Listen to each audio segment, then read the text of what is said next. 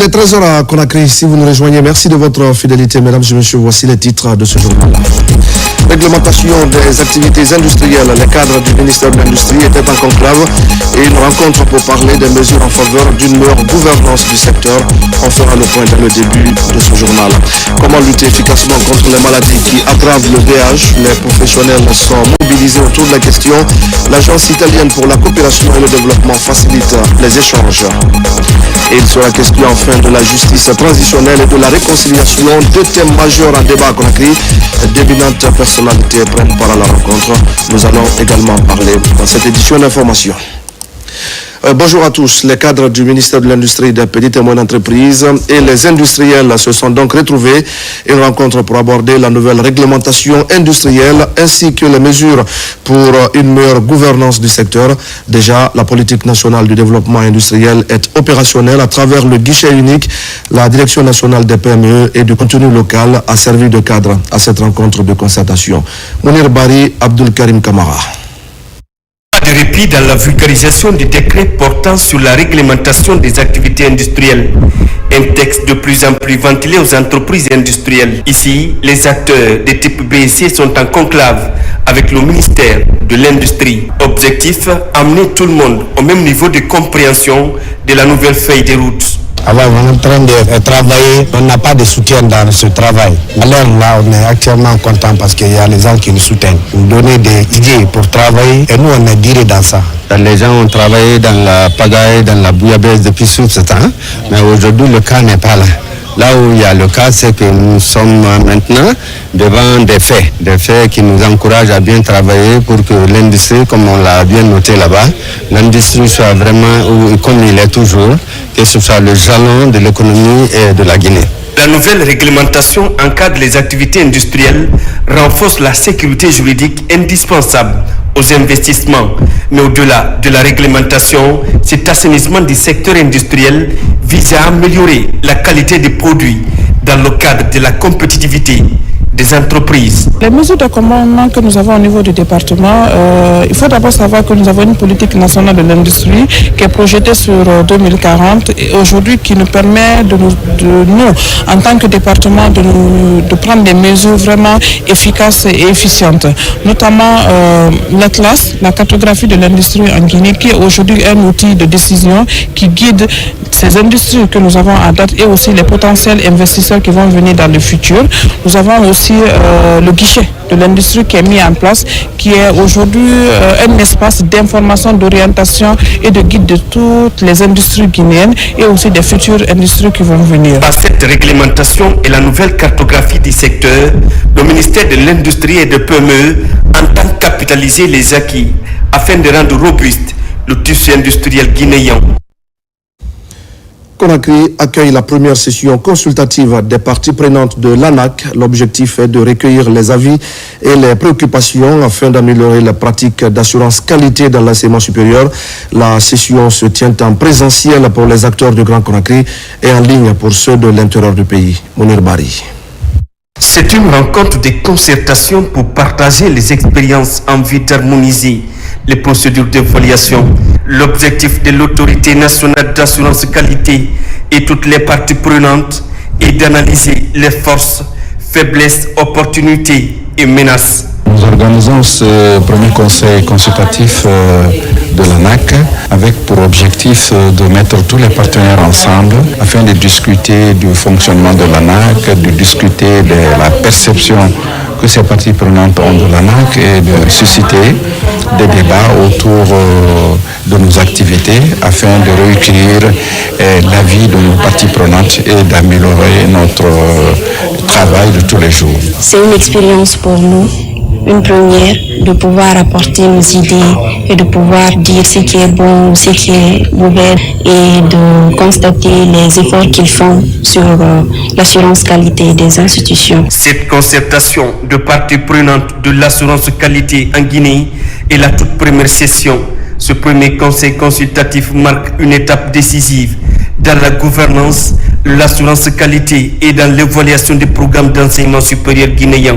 C'est le tout premier aujourd'hui qui se tient pour discuter des procédures, des outils d'évaluation de l'ANAC et puis discuter aussi de l'analyse SWOT, c'est-à-dire les forces, faiblesses, opportunités et menaces de l'ANAC en vue de proposer des solutions pour les manquements éventuels. À l'issue des travaux, un rapport d'auto-évaluation qui servira de bréviaire sera présenté avec un système d'information intégré. L'équipe de l'harmonisation, de l'assurance qualité et de l'accréditation dans l'enseignement supérieur africain sera à Conakry pour partager les expériences et lancer la phase 3 des évaluations de l'ANAC Guinée. Le gouvernement guinéen, à travers le ministère des Transports, met des véhicules à la disposition des inspecteurs des transports des 8 régions administratives du pays. C'est pour renforcer les capacités opérationnelles de ces agents de l'État afin de bien gérer les actions publiques au profit des populations. Abraham Christophe Conté. Le ministère des Transports est dans une dynamique de renforcer les interventions des services déconcentralisés sur le terrain. Pour ce faire, le chef du département a procédé à la remise de 8 véhicules 4x4 aux inspecteurs régionaux du pays. Des engins roulants qui viennent désormais ajouter un plus dans l'amélioration des conditions de travail de ces commis de l'État dans les régions administratives, afin d'assurer le suivi des actions publiques. Notre ministère, dans cette logique de cohérence d'action gouvernementale, mais également dans le souci de favoriser un meilleur travail, des conditions de travail pour nos cadres qui sont à l'intérieur, a fourni ces différents véhicules et mis à disposition de tous nos inspecteurs régionaux des transports au nombre de 8, pour qu'eux, à leur tour, ils aient des facilités de travail. C'est désormais un ouf de soulagement pour les cadres bénéficiaires. Cet accompagnement en engin roulant vient ainsi répondre à un besoin longtemps exprimé par ses responsables locaux. Ces véhicules, nous rassurons au nom de tous les inspecteurs que ces véhicules seront exclusivement utilisés, très bien utilisés au service de la population guinéenne. Cette remise de véhicules s'inscrit dans un programme de modernisation de l'administration territoriale. La mobilisation d'un autre lot de moyens de déplacement serait en préparation selon le ministre des Transports. Lutte contre les accidents de circulation. L'agence guinéenne de sécurité routière mène en ce moment une campagne de sensibilisation de la région de Bokeh. Les conducteurs de taxi-moto et autres usagers de la route sont informés de la nécessité de respecter le code de la route. Une action de prévention appréciée sur place. Mamadi Terna Kamisoko. Avec l'intensification des activités minières et économiques, la région de Bokeh est de plus en plus exposée au risque d'accident de la circulation. D'où l'importance des actions de prévention mises en œuvre pour protéger la vie des citoyens. Aux côtés des différents acteurs impliqués dans la sécurité routière, la GISER, agence guinéenne de la sécurité routière, mène une large campagne de sensibilisation afin de renforcer la prise de conscience des usagers. Aujourd'hui, la 4e édition qui se passe à Bokeh, thème est Stop aux accidents de la circulation. Et ceux qui ont bénéficié de ces formations, d'abord il y a eu les taxis-motos qu'on a formés sur le cours de la route, les accidents de la circulation, la prévention routière. Et les chauffeurs de taxis qu'on a formés sur les mêmes thématiques, comment se comporter dans la circulation. Le message que nous avons à lancer à l'endroit de tous les usagers de la route, c'est de faire attention. La campagne d'information et de sensibilisation de proximité a rencontré un écho favorable auprès des participants qui se sont engagés à renforcer leur vigilance pour davantage de sécurité sur les routes de Bokeh. La formation a une importance capitale pour nous. Et c'est important de savoir que la route a trop de problèmes aujourd'hui et certains même disent que la route tue plus que le sida aujourd'hui. Donc cette semaine, on va s'adonner à fond et pour que les chauffeurs, les usagers puissent comprendre quelle est l'importance de cette formation. Le message que je veux lancer aujourd'hui, c'est un message général, non seulement auprès des chauffeurs et les usagers aussi de la route. Parce que les accidents aussi ont plusieurs sources. Ça peut venir de l'alcool, de malveillance, et de l'autre côté, il faut une bonne éducation des usagers de la route aussi pour s'entendre. Placée sous le slogan « Ensemble, sauvons des vies sur nos routes », cette campagne de la Guisère vise à promouvoir la sûreté et la sécurité routière. Elle s'inscrit pleinement dans la vision des autorités déterminées à améliorer la mobilité urbaine dans le pays. Au CHU Donka, la mission qui visait à introduire la celluloscopie a bouclé ses travaux avec succès. Plusieurs patients ont bénéficié de soins pointus et surtout des médecins et infirmiers ont appris cette technique de chirurgie avancée. Les responsables à tous les niveaux se félicitent de ce progrès qui entre dans le cadre de développement de l'hôpital national conformément à la vision du chef de l'État, le président Mamadi Doumbouya. Tcherno Ousmane Diallo.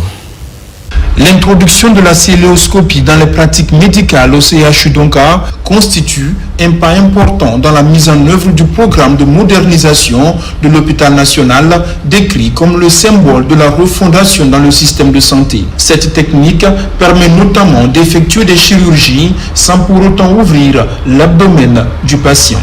Nous avons pu opérer 3 malades sous ce lieu avec succès, une vésicule biliaire, qui 24 heures après est sorti de l'hôpital. Donc nous avons constaté une réduction considérable de la durée du séjour hospitalière, une diminution de la douleur post-opératoire avec les incisions millimétriques qui étaient pratiquées sur la paroi.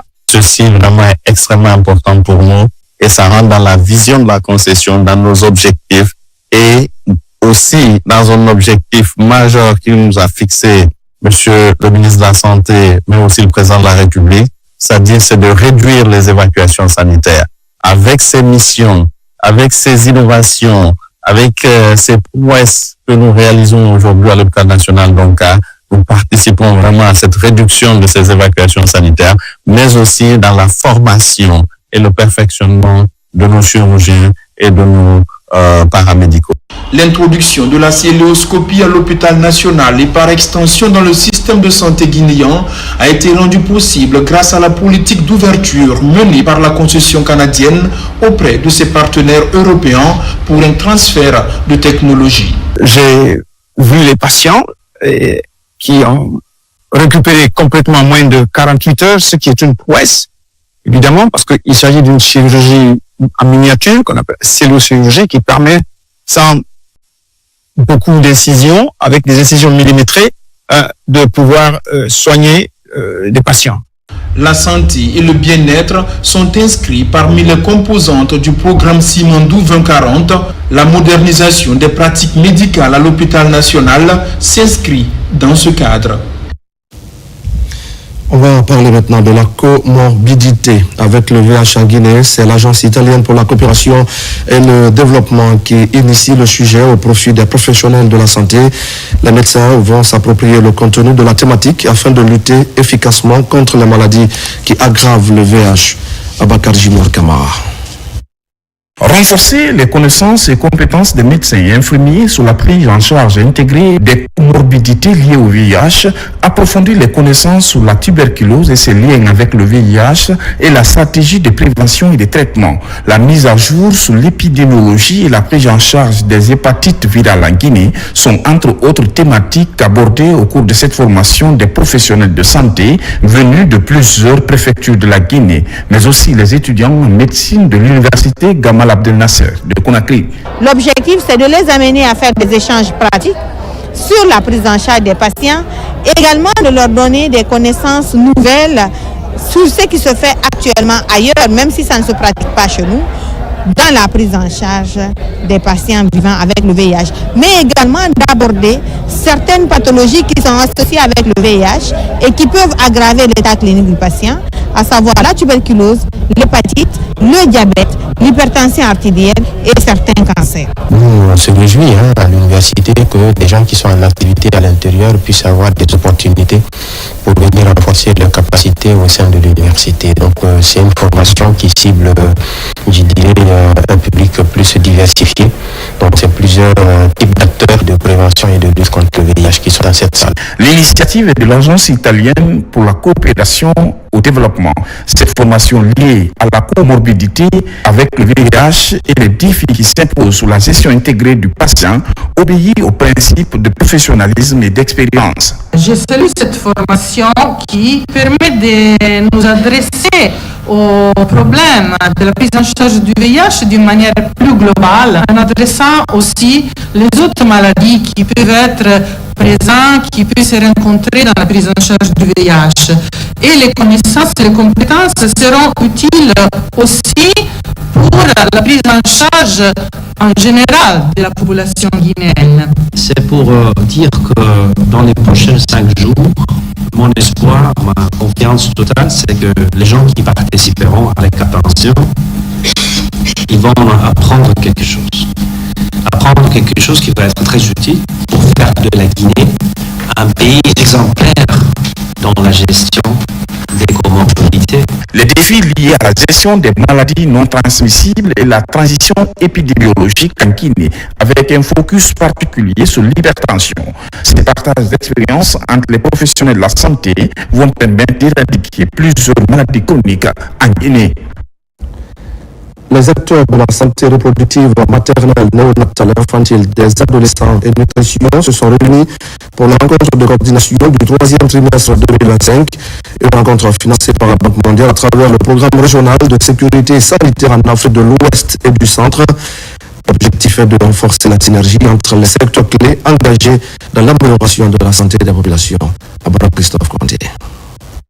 À Conakry, les représentants des départements sectoriels, les partenaires techniques et financiers, la société civile et les experts du système de santé prennent part à cette 3e réunion du comité technique multisectoriel de la SR Mania au compte de l'année 2025.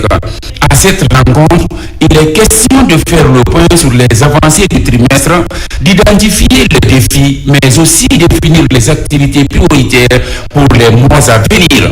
L'idée de cette rencontre d'aujourd'hui, c'est d'abord regrouper les parties prenantes qui travaillent dans le cadre de la thématique de la santé maternelle, néonatale, infantile et nutrition, pour vraiment échanger sur les activités qui sont mises en œuvre dans ce cadre-là.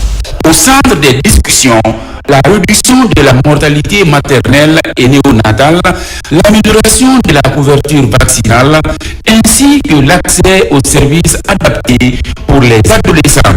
Des rapports détaillants sur l'évolution des indicateurs sont présentés par les différentes commissions. Il est temps qu'on s'engage tous vers des plans cohérents, des interventions qui permettent de retracer et qui permettent d'atteindre des objectifs concrets. Au nom de Monsieur le ministre de la Santé et de l'Hygiène publique, je vous invite à participer à ces travaux avec rigueur pour garantir l'exactitude et la pertinence des analyses, avec innovation, pour proposer des solutions nouvelles adaptées aux réalités locales. La rencontre s'est achevée par l'adoption d'une feuille de route trimestrielle axée sur le suivi communautaire, la disponibilité des intrants SR-Mania et l'amélioration de la qualité des données sanitaires. La créativité et l'innovation étaient à l'honneur cette semaine à Conakry, plusieurs jours consacrés à l'entrepreneuriat et qui s'impose désormais comme un temps fort pour encourager les jeunes à développer leurs projets. Ces étudiants vibrent au rythme de l'innovation et de la créativité à l'occasion de la 2e édition de la Semaine de l'entrepreneuriat. Un rendez-vous désormais incontournable pour l'établissement Mercure International qui confirme ainsi son ambition de devenir un acteur majeur dans la promotion de l'esprit entrepreneurial chez les jeunes. Ousmane Ba est lauréat de la première édition et l'initiative est soutenue par la BIG. J'ai reçu un accompagnement technique et financier. Depuis là, j'ai lancé mon start-up nous sommes aujourd'hui opérationnels. En plus, j'ai remporté d'autres prix dans différents concours entrepreneuriaux en République de Guinée. Étant une institution financière, d'accompagner en tout cas les futures entreprises qui sont en formation, qui seront amenées à bien en tout cas avoir des activités rentables et qui seront très impactantes aussi pour le pays. Donc c'est dans ce cadre vraiment que la Banque islamique aussi s'inscrit, d'accompagner justement ces entreprises jeunes.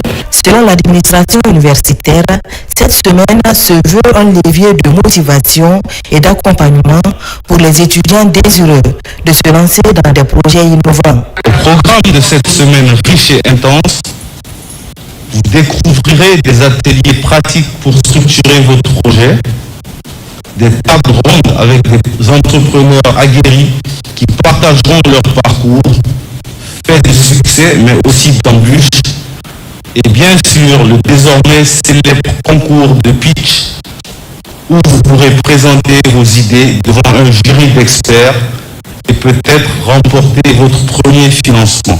En renforçant son soutien à l'innovation, l'Université Mercure Internationale confirme sa volonté d'être non seulement un lieu de formation académique, mais également un incubateur de talents capables de relever les défis économiques de demain. Je le disais tout à l'heure au sommaire, le coup d'envoi de la campagne citoyenne pour la justice transitionnelle donnée à l'Université générale la comté de Sophonia, un événement organisé par le Centre d'innovation et de recherche pour le développement avec le soutien financier de l'ambassade de France, réunit 2000 personnalités. Nirbari.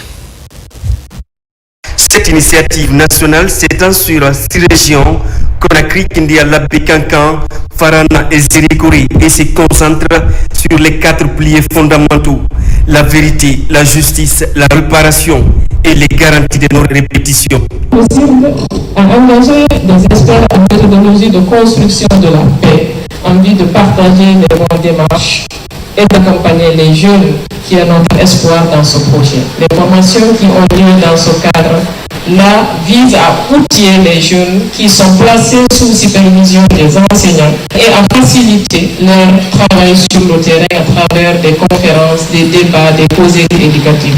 Le lancement inclut une conférence animée par le docteur Mariam Siri et le professeur Moustapha Diop, soulignant la nécessité d'un processus inclusif impliquant toutes les communautés. Ce projet est dans un avenir où le commun reste ce qui nous lie. C'est que vous prenez ce matin un flambeau que vous allez aller porter au plus près de vos communautés pour débattre. Le ministère de la Justice salue cette démarche essentielle pour rapprocher la justice de population et établir une réconciliation durable. Qui parle de la justice parle de la sociabilité. La place de la justice pour mettre en exergue la substance des lois et règles qui régissent le rapport des citoyens au sein de la cité. À la transgression des telles lois, la justice s'applique.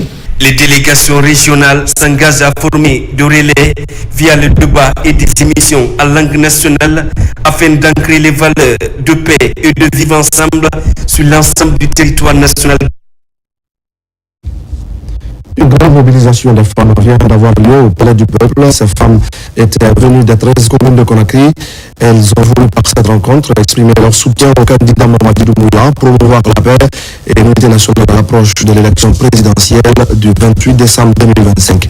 Abakar Amikamara. Dans la salle du 28 septembre du Palais du Peuple, une mobilisation féminine d'envergure s'est tenue à l'initiative du docteur Makame Traoré. Des femmes venues des 13 communes de Conakry ont répondu massivement à l'appel pour exprimer dans une ambiance solennelle leur soutien au président Mamadou Doumbouya, candidat à l'élection présidentielle du 28 décembre 2025. Les femmes en Guinée constituent le socle de notre société. C'est une charge pour moi, en même temps une responsabilité. Et cette mobilisation doit permettre aux femmes d'être entendues. Cela ne doit pas juste être une mobilisation. Je dis bien ça doit être une force d'écoute. La place que nous méritons dans la construction de ce pays, nous voulons la prendre avec responsabilité, ensemble, parler d'une voix et accompagner le candidat Mamadi Doumbouya, auquel nous croyons dans la grâce de Dieu pour nous aider à accomplir honorablement cette longue tâche. Cette cérémonie festive, empreinte d'émotion, a réuni plusieurs femmes leaders et figures influentes. Elles ont saisi l'occasion pour sensibiliser les participantes sur l'importance de la paix et de l'unité nationale, valeur jugée essentielle à l'approche du scrutin. C'est une rencontre d'associations féminines. Nous sommes venus pour soutenir le président Mamadi Doumbouya, pour le porter, pour l'accompagner à Sékou Touré au nom des femmes de Guinée. Il faut être aveugle peut-être pour ne pas voir ce que Mamadi Doumbouya et son équipe sont en train de faire aujourd'hui en Guinée. Cette rencontre s'inscrit dans la dynamique de préparation d'une grande mobilisation prévue le 26 novembre prochain. L'objectif est de fédérer davantage les femmes autour d'un idéal commun et renforcer leur engagement dans le processus électoral. Et voilà, mesdames et messieurs, c'est la fin de ce journal. Merci à tous de l'avoir suivi. Je vous retrouve tout à l'heure à 17h pour un nouveau point sur l'actualité de la Guinée, notre paradis, terre de richesse et d'innovation. À tout à l'heure.